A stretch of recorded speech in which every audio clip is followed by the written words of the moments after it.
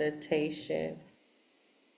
I am I'm ecstatic of just being alive today and just grateful of all the nuances, the struggles of just living, whether I'm in America or here. I'm so grateful that y'all came. Um, I didn't send out anything on purpose because I'm revamping everything and making new flyers and just really didn't have the time, right? Learning a new system on how to generate the emails to go out. It's it's a learning curve. Technology is definitely a learning curve, but I'm glad you beautiful ladies made it to celebrate life, celebrate recovery, celebrate waking up being black and keep on keeping on. So Marjan, I would like for you to open us up today. I'll ring the chime 3 times for you to start and do your thing, and then I will come in with the reading for just for today. We'll have a discussion, um, and then what's new that I wanted to incorporate is just reading the steps, the 12 steps. I haven't did it in a while. I need to do that. So help me stay on my game too. So that will be it. And of course, we'll conclude with the metta, sending metta, which is loving kindness, and then the Metta Sutra, Metta Sutta. Conclude with the Metta Sutta, thinking about Zen.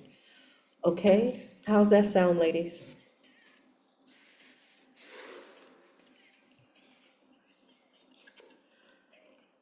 Yes. Can you do both of them?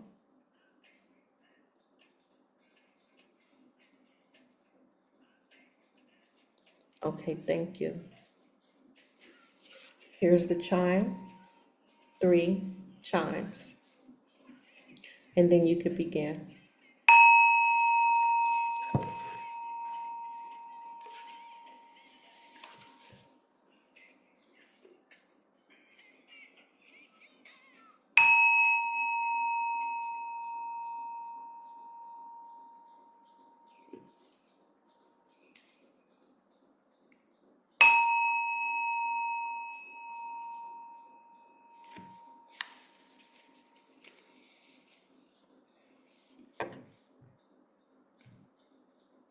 The triple gems.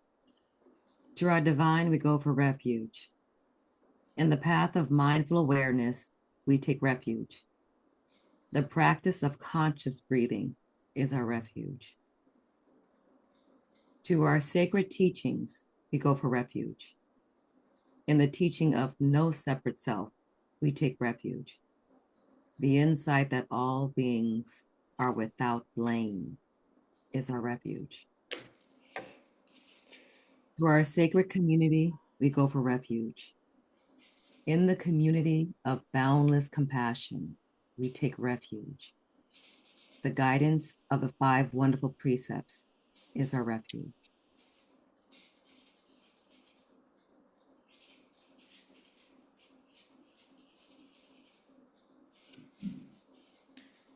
Thank you.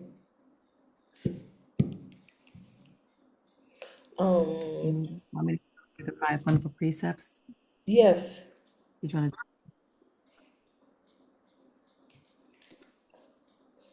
Do you want me to chime, or do you want me any chimes or no? Let's just skip the chimes and just read them. Beautiful. The 5 wonderful precepts.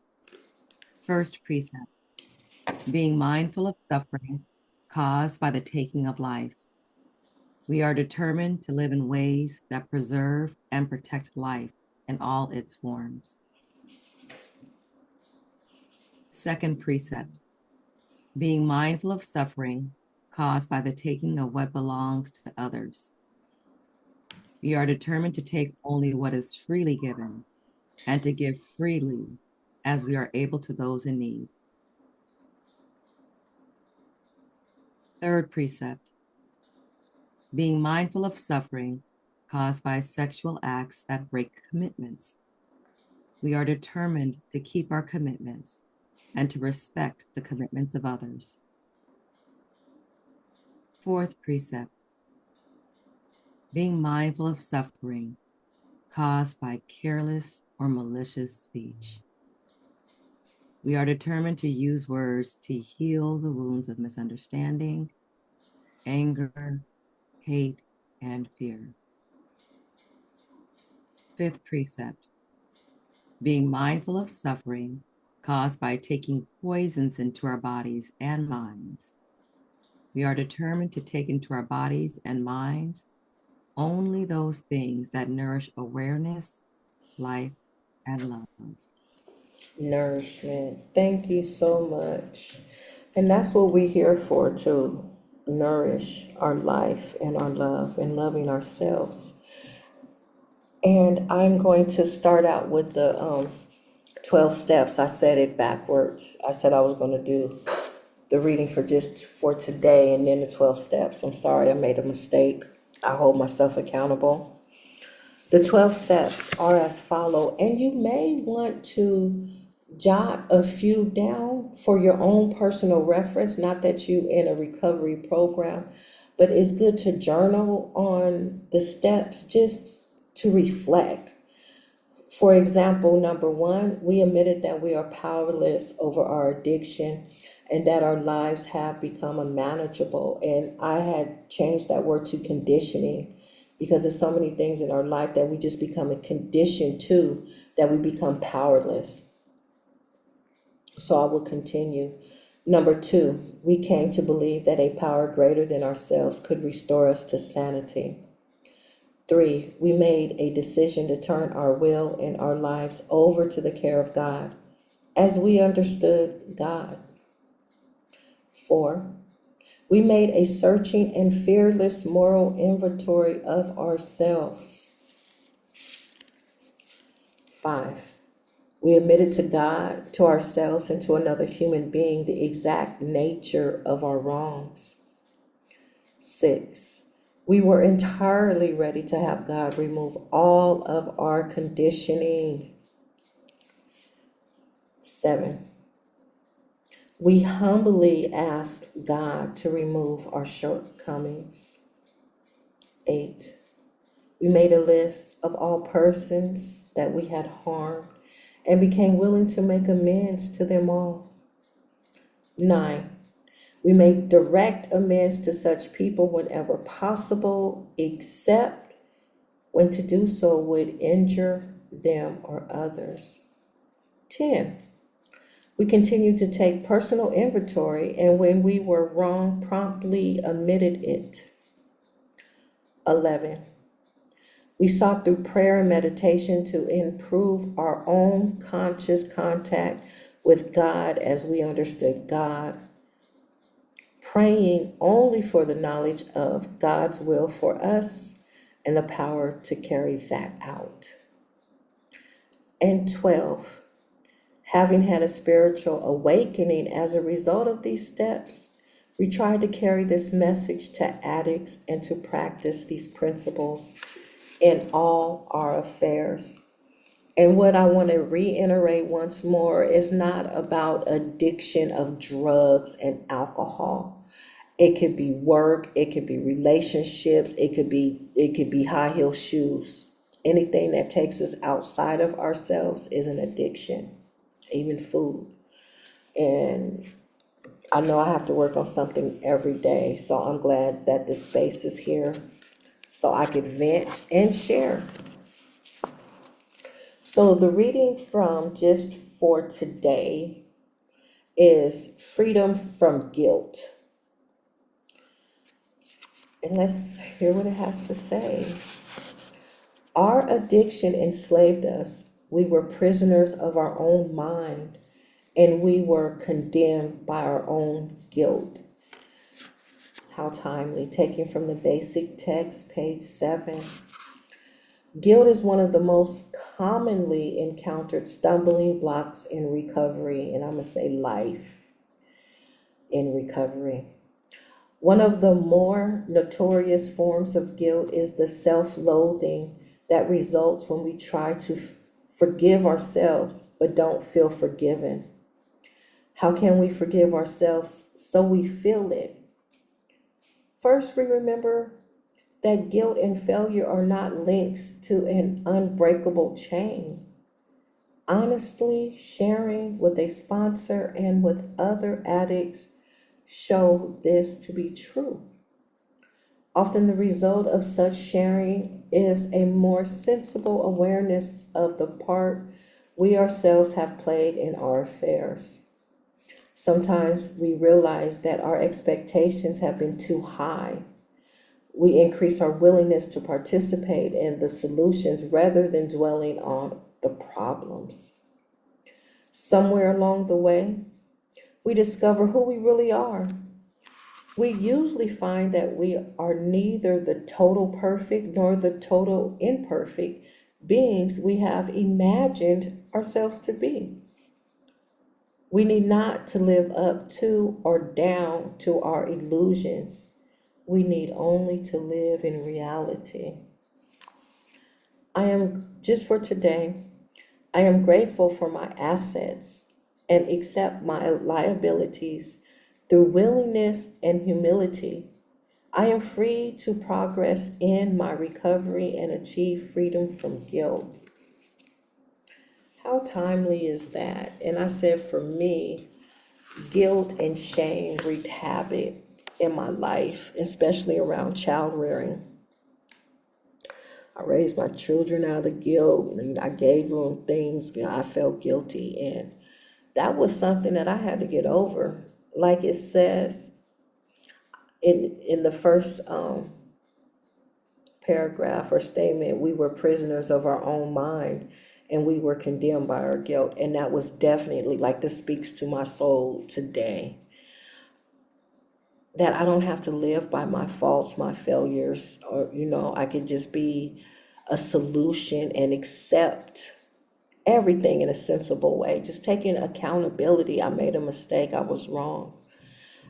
And that's what life is about today. It's just I hold my own self accountable and I don't put undue expectations on people. And we find that in the Buddhist tradition, we detach from expectations because that's where we get our feelings hurt and let down because we had undue expectations and the other person probably didn't even know what you expected of them.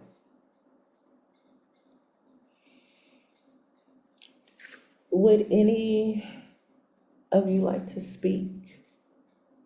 You can open your mic.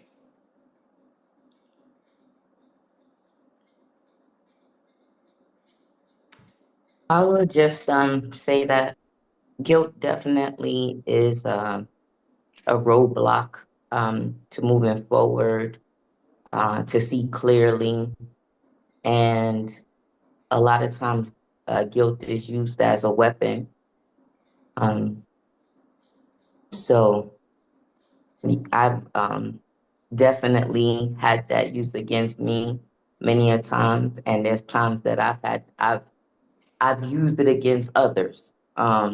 It's a powerful thing, and it can keep you stuck.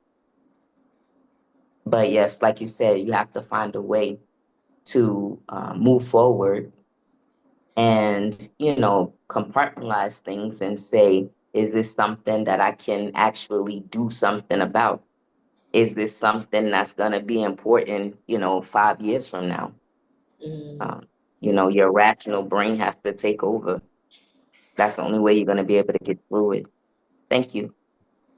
yes, ma'am. And when you said you've played with guilt on others, and I instantly thought about manipulation, guilt manipulation. Well, if you love me, you would do this. Well, do you love me? Absolutely. Absolutely, yes. But I thought you said you loved me. And if y'all knew what I was thinking in my mind right now, okay? Yeah. Marjan, do you want to share?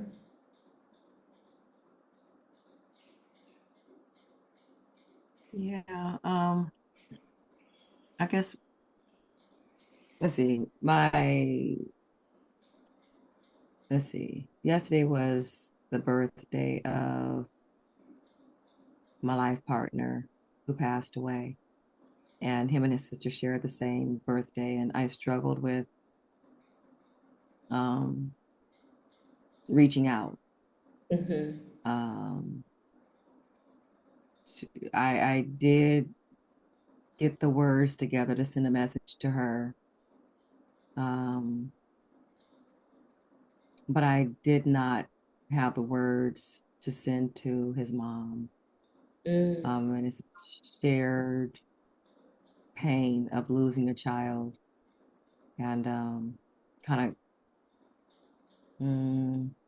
conflated with losing Lewis and um,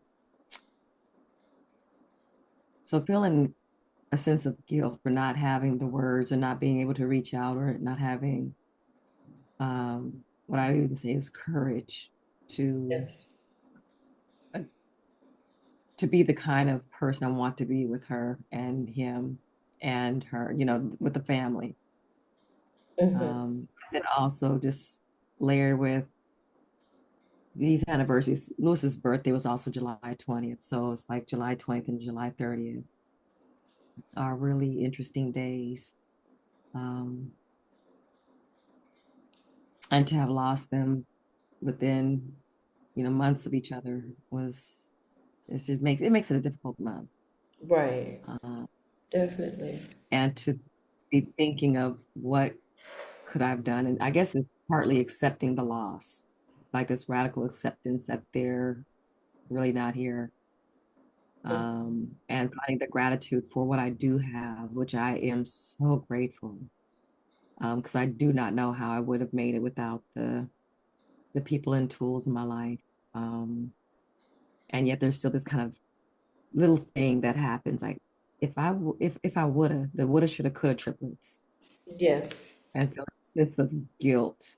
Like if I would have just had the conversation about this, or if I would have been more accepting of his partner, or if I would have been more um, on him about his health, and just it's a crippling space, and it's hard to accept sometimes the current reality, and being present. So that's where I'm at, and these words are,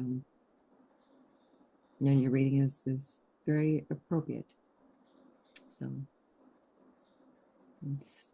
I'm sitting with it, sitting with Um, the current reality and learning to accept it. yes, definitely.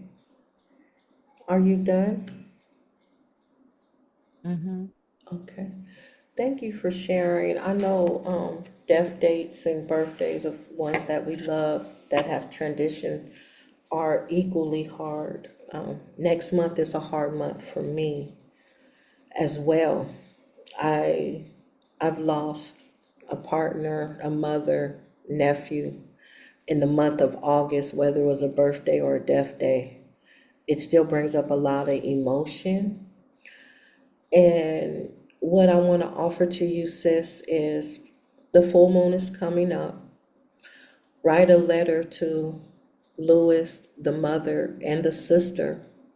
And it's not like radical forgiveness that we've learned under Dr. Rashawn. This is just pouring out your emotions and things that you can't say.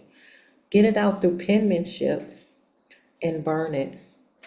And I will open or offer, if you want to send it to me, I'll burn it in the Come Burn With Me ceremony that I'm now holding. That I would do that for you and put it in the ocean and give libations for you. I feel very much connected because when I first got here, I was ordered, to do what I did for you, and you're lost. And I still open that up. We are sisters, we have a bond, and we have a spiritual bond, and we have to support each other. And me being on this water, and you being where you at, we have to see each other where we each are in our journey, and just help. And that's all I'm saying there, that I'm willing to do that for you. Always, always. And then Mecca, I hope you'll be able to join us for the come burn with me. And like I said, it's not like a ritual or anything. It's pouring out your emotions of what you need to get off your chest so you can lighten up and have space, agency, taking dominion over your life. Like we read, guilt plays a major role in our conditioning. And sometimes it's too whole. We have stuff that we don't need to hold on to no more. Let that shit go. It's a new era, a new dawn of day. Let's grow. Let's love. Let's be, right? I get passionate when it talks about healing and letting go and radical forgiveness and death and transitioning because I've been through so many of those personal relationships, children, mothers, husbands, that when you have somebody that's dear for you, death is unnatural. And it's hard to accept that that person is gone. So, yes, help me help myself. Come, Mecca, so you can hold on to me because I need your energy there. So, What is the date again? Sorry. it's August 9th, but let me see. August 9th on the calendar is a Saturday, but yeah, I could do it Saturday. I was wavering in between Friday and Saturday. What works for you? Because I haven't put the flyer out. I think yeah. I'm sorry, sweetie. I couldn't Just hear let me you. know the time. That's why I'm asking you what works for I you. said I'll be there. Just let me know the time. Oh, just let you know the time. Okay. Okay. I could do Yes, it ma'am. early too. About 6 o'clock. Yeah, we'll do it. 6 o'clock. That was the same time last time. All right. So we're gonna take our Okay. loved ones. We're going to bring them up. We're going to breathe love and light in. We're going to breathe in love and we're going to breathe in light and just let go of that anxiety and that exhalation towards a door or a window. That's the negativity. We just letting it go, letting it out. I'm not going to walk you through any meditation steps. We're just going to breathe on the count of two. I'm gonna ring the bell to hear you'll hear the chime, and we're gonna have a 10-minute sit. One, two.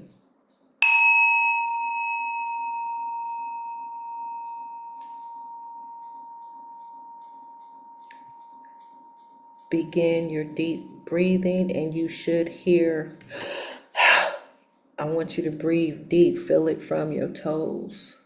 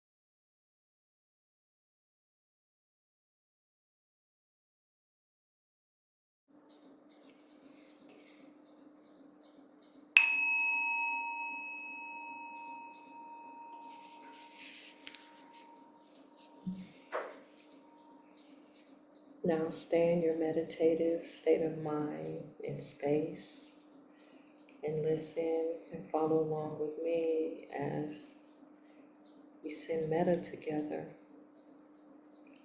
Metta, sending loving kindness.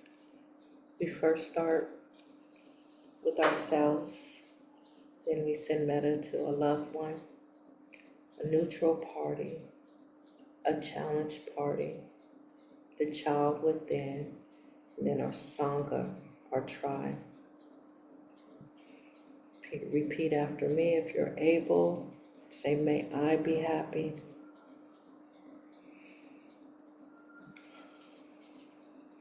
Oh baby, may I be healthy. May I be free of danger. May I be free of suffering and the causes of suffering. May I be peaceful, kind, wise, and skillful. May I be at ease. Now to a loved one, someone we dearly love, a friend, a neighbor, a child, see them in your mind's eye. Say, may you be happy. May you be healthy. May you be free of danger. May you be free of suffering and the causes of suffering. May you be peaceful, kind, wise, and skillful. May you be at ease. Now to a neutral party, a passerby on the street, cashier at the grocery store, or the local store here. See them in your mind's eye and say, may you be happy. May you be healthy. May you be free of danger. May you be free of suffering and the causes of suffering. May you be peaceful, kind, wise, and skillful. May you be at ease. And now for the challenged person. I invite you to bring a situation up that you're challenged by. And we're going to breathe love into the situation. We're going to breathe light into the situation. And then once again, on an exhalation, blow it towards the door or window. Whomever that person is, say, may you be happy. And really mean it. May you be healthy. May you be free of danger. May you be free of suffering and the causes of suffering. This is a good place to take a deep breath.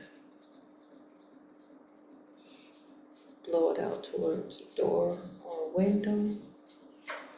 May you be peaceful, kind, wise, and skillful.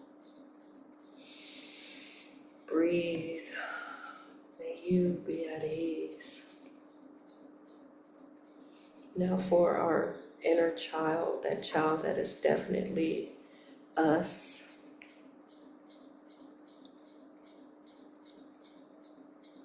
Find an age that you're comfortable with and say, may you be happy. Oh, baby, may you be healthy. May you be free of danger. May you be free of suffering and the causes of suffering. May you be peaceful, kind, wise, and skillful. May you be at ease. And now to our soul tribe, our Sangha, people that support us. People that tell us when we stupid and when we did something stupid. People that's going to tell us the truth. And we may not even love them, but we want to extend metta, loving kindness to them. May you be happy.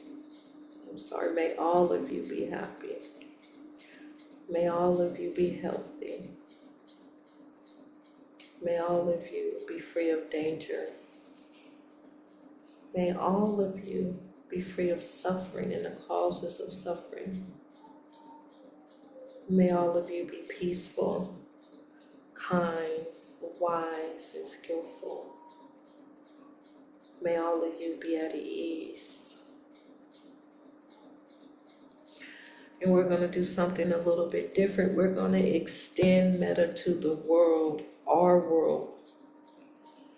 So imagine your world, whoever is in your world that you want in your world. And here's the trickster. This is all about you and who you want. If you don't want them there, don't bring them in. This is your world and how you want it. Your reality. So we extend metta to your world by saying, may my world be happy. May my world be healthy. May my world be free of danger. May my world be free of suffering and the causes of suffering. May my world be peaceful, kind, wise, and skillful. May my world be at ease. To conclude, I'll read the Metta Sutta, the Buddhist words on kindness. This is what should be done by one who is skilled in goodness and who knows the path of peace. Let them be able and upright, straightforward and gentle in speech, humble and not conceited, contented and easily satisfied, unburdened with duties and frugal in their ways, peaceful and calm and wise and skillful, not proud and demanding in nature. Let them not do the slightest thing that the wise would later reprove. Wishing in gladness and in safety, may all beings be at ease.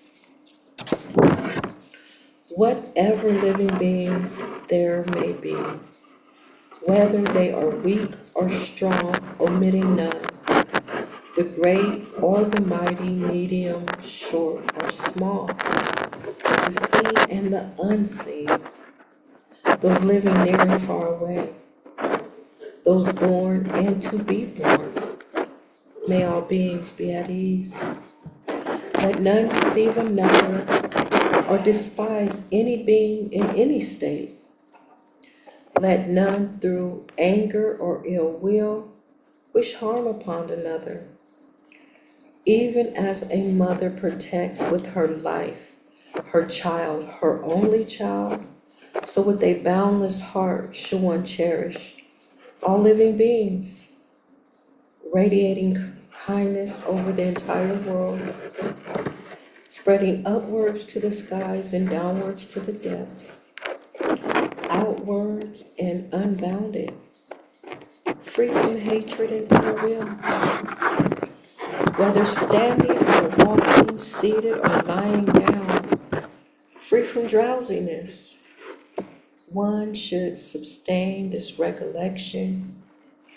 This is said to be the sublime abiding, by not holding to fixed views, the pure-hearted one, having clarity of vision, being freed from all sense desires, is not born again into this world.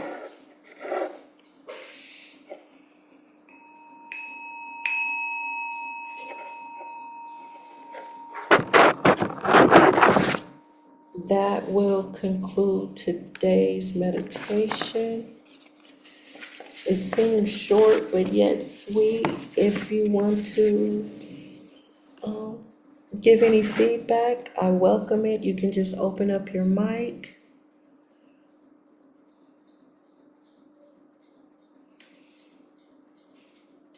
Or we could say goodnight. Thank you. Good night, everybody. Good night. Good night, Mecca. Good night, Jewel. Good night. Good night. Marjan, can you give me 1 minute? Sure thing. Okay.